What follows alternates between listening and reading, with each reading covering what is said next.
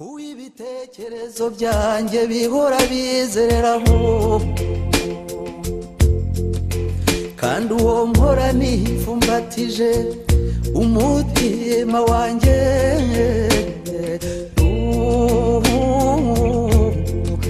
ihorere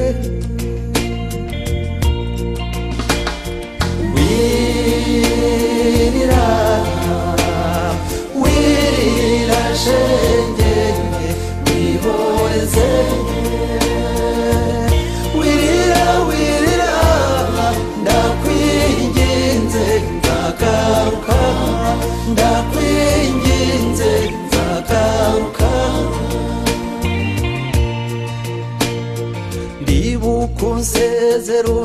akomeje gukurikirana rero radiyo Suruka nyine yose ko turi kumwe hano n'umuhanzi Masamba Intore. Ese ni iki gishyashya mwaba mwazanye? Mu Burayi nashoboye kuronshinga album yanjye nshyashya, so ariko nari naramaze no kuyimurika Rwanda, Kampala na Nairobi. So hari hataye rero muri agace ka North America, donc Canada na USA.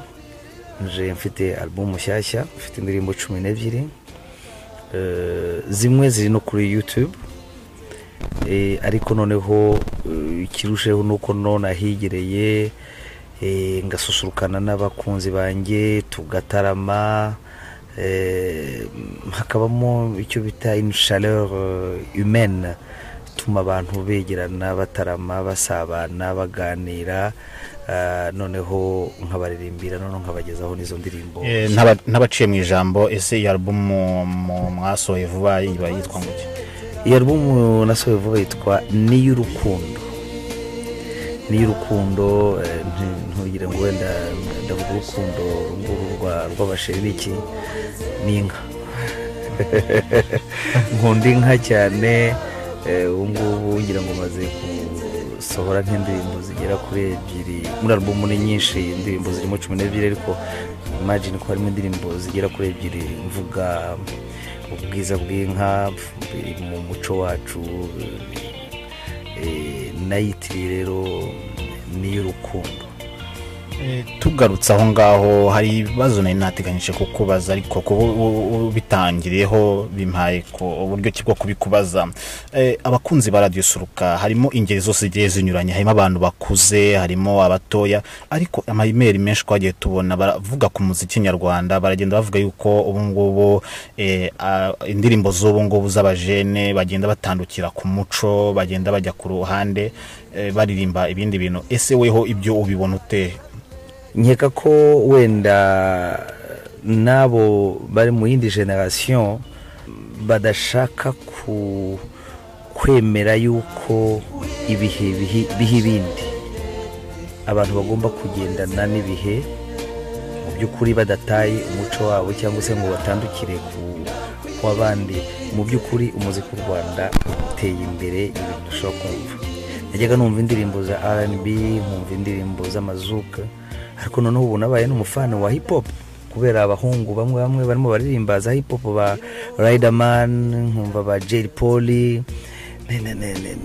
Nashatse kumva n'ikintu baririmba, texte batanga, mba impressionné ku buryo ubu nsigaye nkunda hip hop, ariko ntago yari feeling yanjye. Ni ukuvuga ngo abantu ntago bakwiriye kugendana n'ibihe, bakamenya ko umuziki wundi urakura, ugenda nawe uzana izindi, hagomba kuba mu evolution.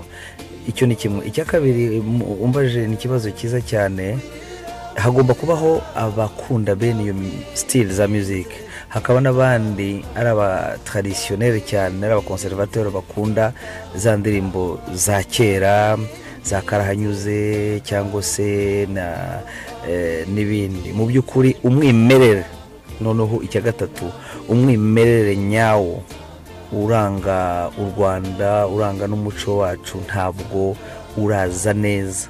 Nibwira ko ari intambwe turimo dutera mu minsi iri imbere kugira ngo turebe ko music yacu iraryoshye n'amaritme yayo n'ibiki byose muzi ko dufite za 5-8 mu Ruhengeri ntago baririmba kimwe no mu Nduga ntibaririmba kimwe no mu Buganza ntibaririmba kimwe no ku Nkombo. Ayo n'amaritme ni richesse yose mu Rwanda.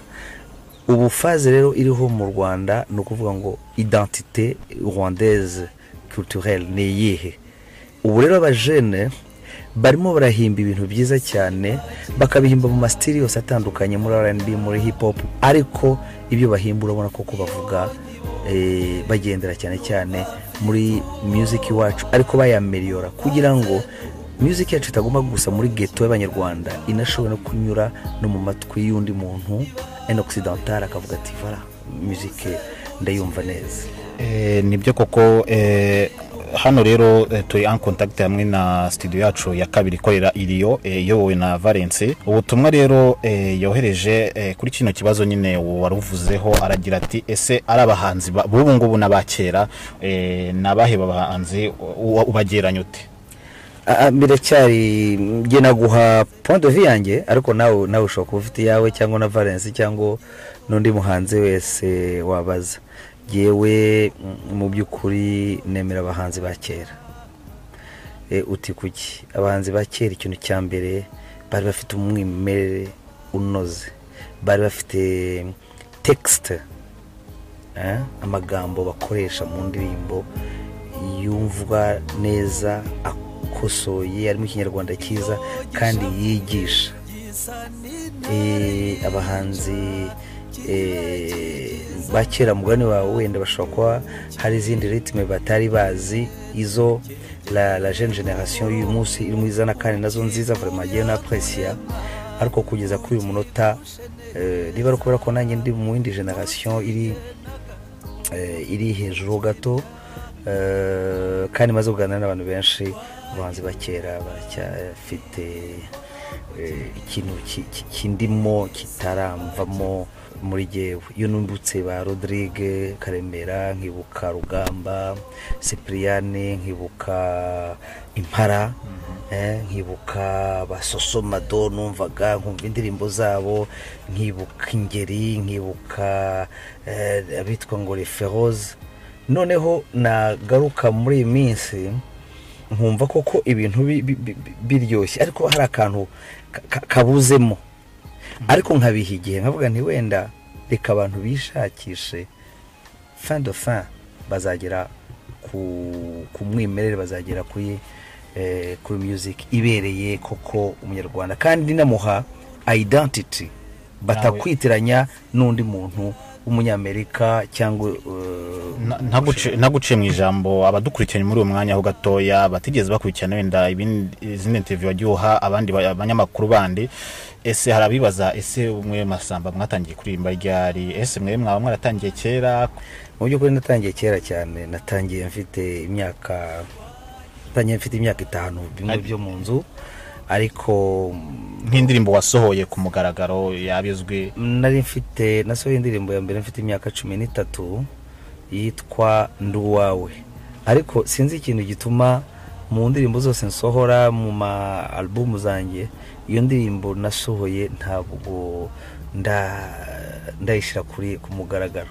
Indirimbo najyaga nyiririmba nikinisha ko nayihimbye mfite imyaka 13, akarimi 13 utararemera cyane mu magambo. Data yaramfashije, yavugaga ati nduwawe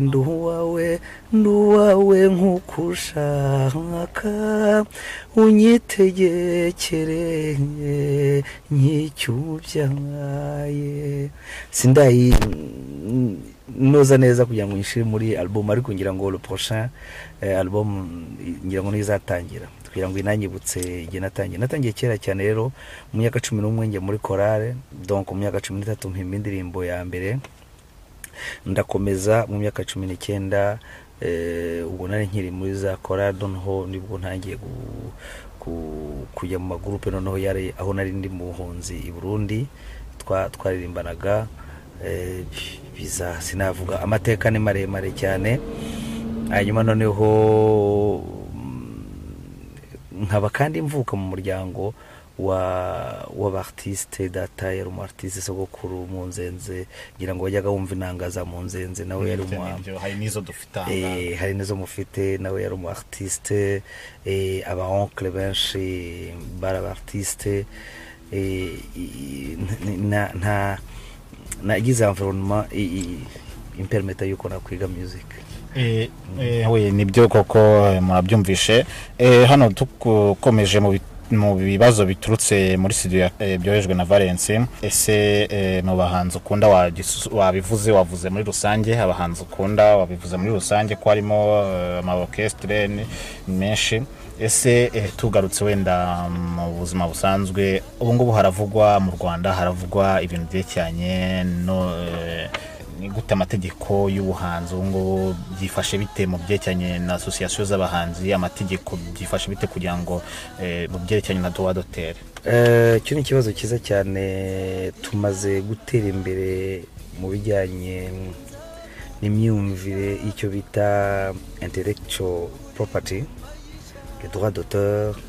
Bon, habayeho noneho ama association y'abahanzi, noneho hazaho na federation, uziko y'ama association yishize hamwe hazamo na federation. Ibintu biri clair, abantu bari ahantu bari hamwe, niyo bigitangira biracyari bitoto cyane, nta nubwo biranacengera mu bahanzi mu buryo bwo kwishyira hamwe ngo bajye mu association, ariko urareba ko ari ibintu na leta y'u Rwanda ifitemo volonté yo kugerageza gushyira ahantu hamwe abantu inabafashirize hamwe, kuko imbaraga zitantanye ntabwo bujya zigera ku kintu gishoboka. So ni ikintu rero kirimo gikorwa mu Rwanda. Ikintu nacyo ku mategeko sinakubeshya ntago ndayasoma neza yose ngo ntego ya mbere yakwigira ku yanyuma. Procedure nihe procedure nk'umuhanzi ugitangira acamo kugira ngo abe ya protege ibihangano bye? Ese aho ngaho hari mu Rwanda hari byo mufite? Ibihangano mu Rwanda birahari kubiproteja. Iyo ukoze igihangano urakijyana n'ahantu hitwa muri RDB, hari office y'ibyerekeye ya intellectual property. Noneho bakacyaregistra, bakagusaba CD yacyo, bakagusaba lyrics yacyo, no kuvuga ngo amagambo, noneho nyiracyo akiyandika ko igihangano kibaye ari icye, bakamuha n'ubwo burenganzira kugira ngo uwo ari we wese washaka kugira ngo akigane ushobora kumwataka muri justice, bikamubera ikibazo cyane, akaba yariha amafaranga menshi cyangwa se agahanwa by'intangarugero. Okay. Tugarutse ku bindi bibazo wenda bya nyuma n'ubuhe mwuga wundi uzi uretse ubuhanzi? Umwuga wundi uhese nta mwuga wundi nzi atari umwuga w'ubuhanzi. Mbese muri make twavuga ko ubuhanzi wabugize umwuga ni wo mwuga. Ubuhanzi ni umwuga, nicyo kintunze, nicyo kimbeshejeho, ku buryo mvuga nti nindamukana nahagaritse cyangwa se ntakibishoboye nzagenda kwibera umushumba nkibanira n'inka nk'uko wabivuze. Iki kibazo ndagikomatanya na hamwe n'ikindi cyabajijwe muri studio yacu ya kabiri. Ubu muri ubu ngubu hari gutera imbere, amafilime ari gutera imbere, kugenda atera imbere mu rwego rwa sinema. Hari Kigali Cinema Center tugenda twuzumva. Ese weho nta gitekerezo ufite nk'abandi bahanzi bakomeye cyane, nta gitekerezo ufite cyo gukina muri aya mafilime, kuba wagaragaramo nawe? Ibyo bintu bamutse babigupropoje, ibyo bintu urabyumva ute muri wewe? Ngira ngo ni ibintu bizwi cyane. Wenda nibo bwa mbere nari nkoranye ikiganiro na Susuruka, ndi mu Bubiligi mu myaka namaze imyaka igera nko kuri 7-8. Nakinye muri théâtre yitwa muri groupe yitwa Groupov, théâtre yitwa Rwanda 94, kandi nkina ndi acteur ukomeye cyane.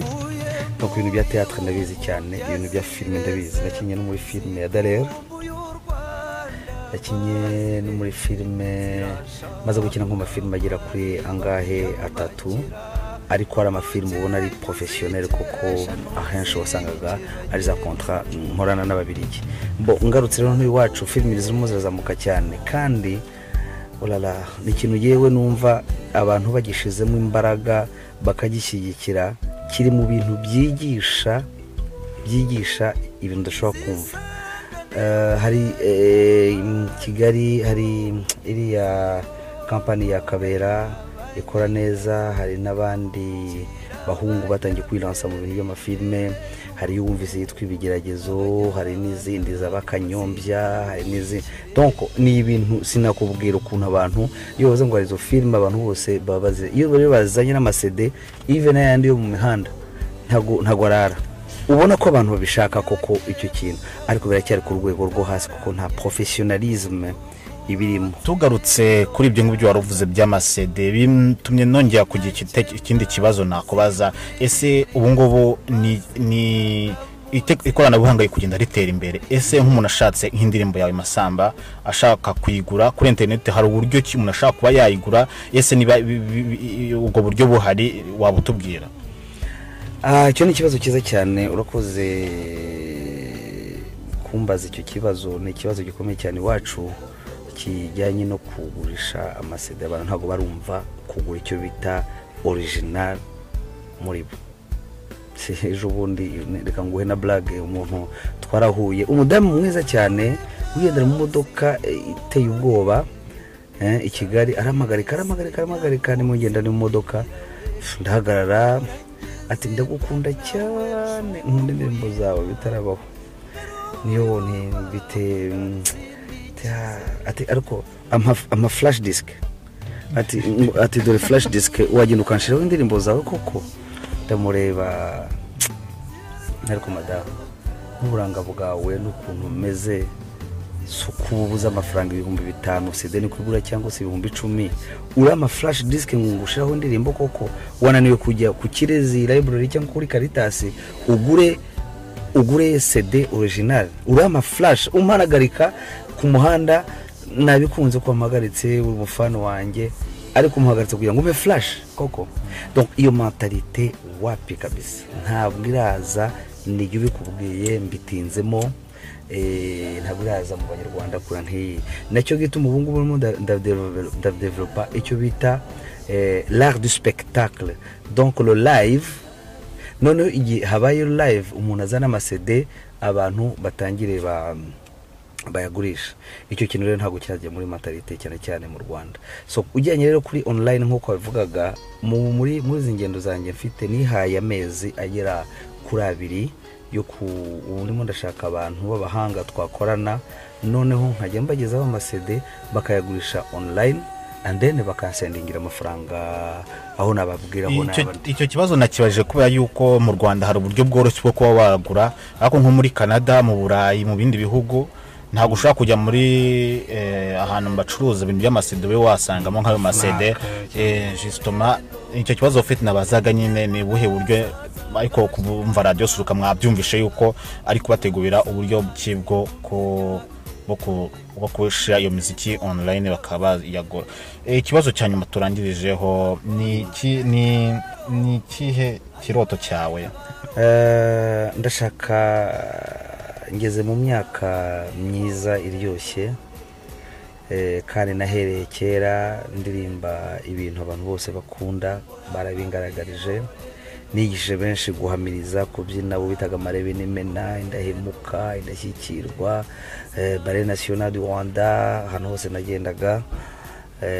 Kariyeri yanjye narikunze cyane, so numva nshaka kugira ngo nzasoze neza kariyeri yanjye.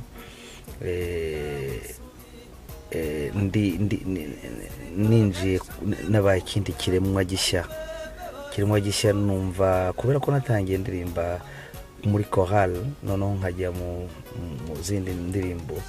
Rêve yanjye no kumva ko nzageraho ngahagarika nkaba ikindi kiremwa, noneho nkaririmbira indirimbo z'Uwiteka gusa. Masamba, dutangira nakanyuma na nyuma, ese niba tutakugoye cyane ushaka kuturirimbiraho akantu gato cyane mu ndirimbo muri album, nk'indirimbo agace gato cyane kugira ngo abadukurikiranye bamenye kuko turi kumwe na Masamba kandi ari ryajwe rye. Nimekutafuta muda mrefu na sikupati, nikipiga simu mteja hapatikani.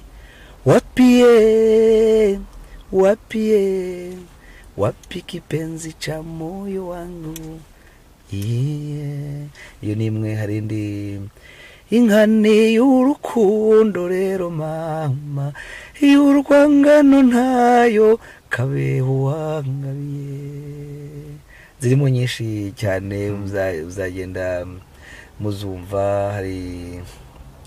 Hari n'izindi nagiye hari n'iri mu Gifaransa, uko abanyarwanda baririmba Igifaransa bacuritse ivuga ngo nava vera patrie mon pays bien-aimé, aronzi cher camarade seraba mon pays, je ne crains pas l'amour, c'est ma destinée, je vais libérer mon pays, je n'aurai kirore jamais tovaronomi. Amashyengo y'abanyarwanda baririmba mu Gifaransa. Nibyo koko turagushimiye Masamba intore, turagushimiye cyane hano muri studio zacu. Wagejeje kino kiganiro ni njyewe Jaime hano muri studio zacu za Ottawa Gatineau. Turabashimiye cyane. Murakoze cyane.